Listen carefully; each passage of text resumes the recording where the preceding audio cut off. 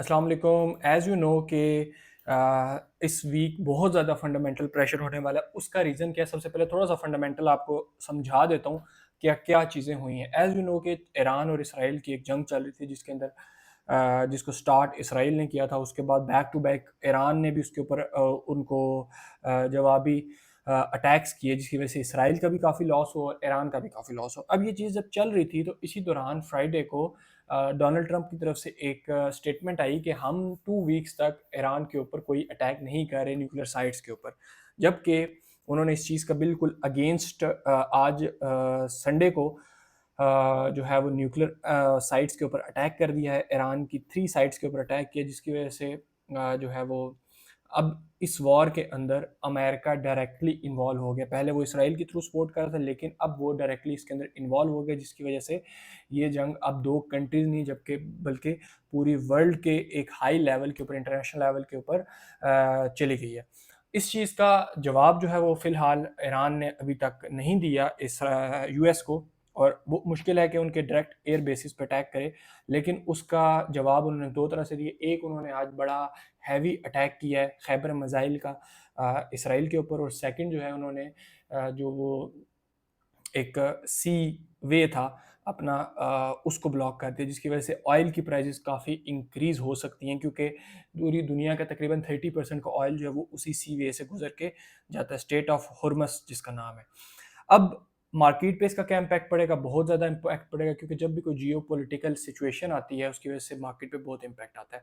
सबसे पहले हम स्टार्ट करते हैं ऑयल से। क्यों? क्योंकि ऑयल की प्राइस पे डायरेक्टली इसका इम्पैक्ट पड़ेगा। रीज़न क्या है? उस स्ट्रेट ऑफ हॉर्मज़ जो उन्होंने ब्लॉक किया है ईरान ने फाइनली, तो उसकी वजह से ऑयल की जो सप्लाई है उसके ऊपर इसका काफ़ी इम्पैक्ट पड़ेगा, डिमांड के ऊपर काफ़ी इम्पैक्ट पड़ेगा।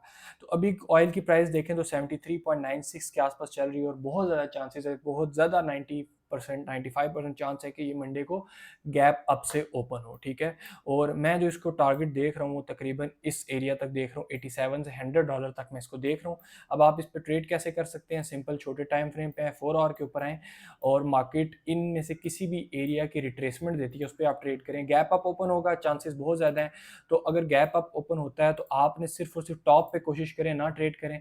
अगर इधर से गैप अप ओपन होता है तो इस एरिया की रिट्रेसमेंट के ऊपर ट्रेड करें। अगर इस एरिया से ऊपर ओपन होता है तो फिर आपने इस एरिया के रिट्रेसमेंट के ऊपर ट्रेड करनी है, और टारगेट्स आपने सिंपल ये वाला और ये वाले एरियाज़ रखने हैं ऑयल के, ठीक है? इस तरह से आप ऑयल के ऊपर ट्रेड कर सकते हैं, ठीक है? मैक्सिमम गैप अप ओपन हुआ 77 या 78 79 तक ये गैप अप ओपन हो सकता है, तो वहाँ से आपने जस्ट वेट करना है रिट्रेसमेंट का, और उसके बाद आप इस पे ट्रेड कर सकते हैं। कमिंग बैक टू और नेक्स्ट जीबीपी जेपीवाई, इसके अंदर अच्छा सेटअप बनेगा, क्योंकि जब डॉलर इंडेक्स वीक होगा तो उसके अगेंस्ट जितने भी पेयर्स हैं वो काफ़ी स्ट्रॉन्ग होंगे, तो जीबीपी जेपीवाई के स्ट्रॉन्ग होने के काफ़ी चांस हैं। तो इसके अंदर आप लोगों ने इंतज़ार करना है अभी, क्योंकि मार्केट ने, अगर आप देखें तो ये इस एरिया को ब्रेकआउट दिया और पहले इसके ऊपर सस्टेन नहीं कर पाया और वापस एकदम से नीचे आ गया, और अभी उसी सेम एरिया पे है। तो अभी आपने करना ये है कि आपने इंतज़ार करना है 1 आवर के टाइम फ्रेम का। अगर प्राइस इस एरिया के ऊपर क्लोजिंग देती है, 196.81 के ऊपर क्लोजिंग देती है, ठीक है? तो आपने इसको जाने देना है थोड़ा सा ऊपर जाएगी, और वापस ये जब रिट्रेसमेंट करेगी इस एरिया की, तो ये एरिया होगा जहाँ पर आपने 30 मिनट की क्लोजिंग के ऊपर या 1 आवर की क्लोजिंग के ऊपर बाय करना है, और 198.312 तक आप इसको बाय कर सकते हैं। और स्टॉप लॉस कहाँ पर होगा?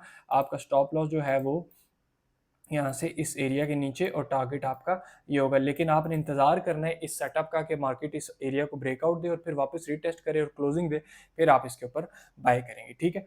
अदरवाइज़ अगर ये इसके अंडर वापस आ जाता है इस ए ज़ोन के, तो फिर ये काफ़ी चांस है कि फिर से ये एक यही वाला स्ट्रक्चर बना के वापस इसके अंदर आ जाए। तो कोशिश करें बाय की तरफ, अगर ट्रेड करते हैं तो बाय की तरफ करें, ज़्यादा बेहतर है। अब इसके बाद जीबीपी यूएसडी के अंदर मुझे एक अच्छी ट्रेड का सेटअप मिल रहा है, और मैंने लेवल्स इस पे लगाए हुए हैं। 4 आवर के टाइम फ्रेम की बात करें तो लेवल्स बड़े इंपॉर्टेंट है। ये मार्केट ने इस जोन को देखें रिस्पेक्ट किया हुआ है, ठीक है?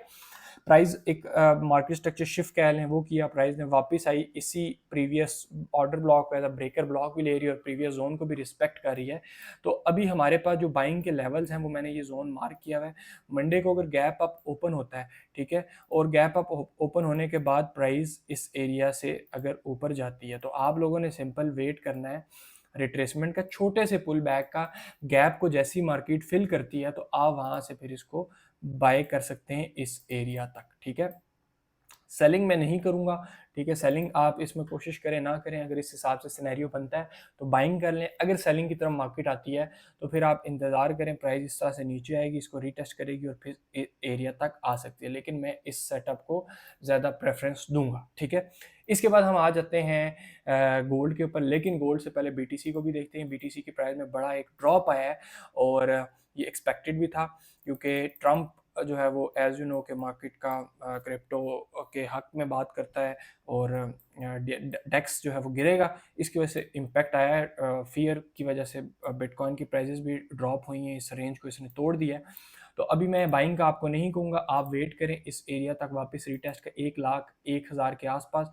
यहाँ से आप एज आ अगर ट्रेड करना चाह रहे हैं, थोड़ा सा रिस्क लेना चाह रहे हैं तो शॉर्ट करें, अदरवाइज बाइंग करेंगे नीचे से। तो वैसे शॉर्ट का सेटअप मैं आपको बता रहा हूँ, ये आप कर सकते हैं, लेकिन मैं शॉर्ट नहीं करूँगा क्योंकि बिटकॉइन के ऊपर मुझे फ़िलहाल बाइंग ही करनी है नीचे से। और बाइंग के लेवल कौन से? बाइंग के लेवल 96,000 का है और इसके बाद 93 से 94,000 का एरिया है, यहाँ से आप इसको लॉन्ग टर्म के लिए बाय कर सकते हैं इस सिनेरियो तक, ठीक है।